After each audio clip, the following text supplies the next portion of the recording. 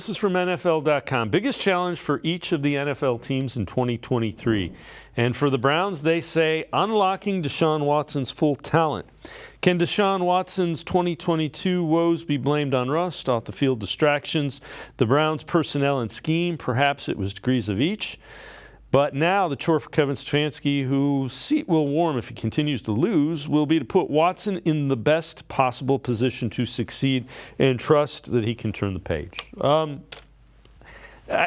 The fact that you're talking about unlocking Watson's potential, I think, is fair.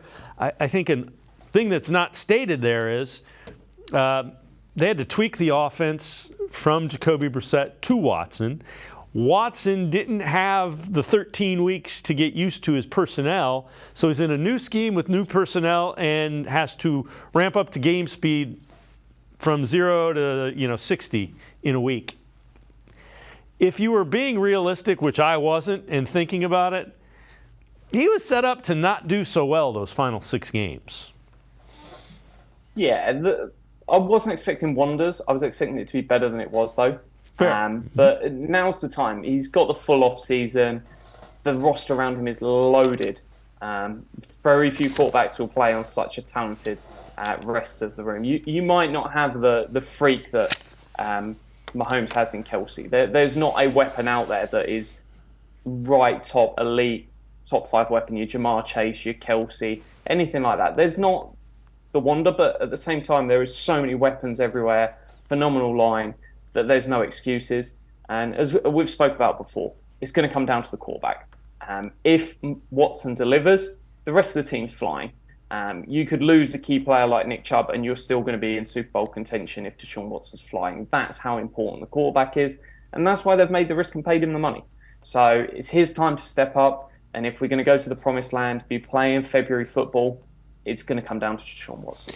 Yeah, and I mean, people that don't want to say that, and they'll always point to, well, there was fill-in-the-blank quarterback.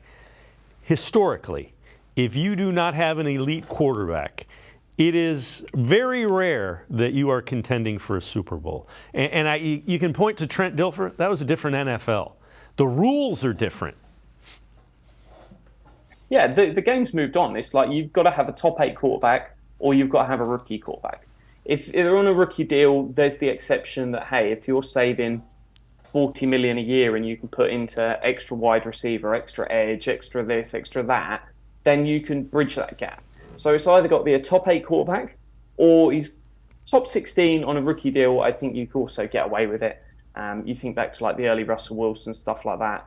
Those guys, when you can spend another $40 million on the rest of your roster, that is so dramatic that it almost bridges the idea that they need to be quite as good. But one of those two. And I've always said, if you don't think your guy's top 8, keep drafting and keep trying to find it.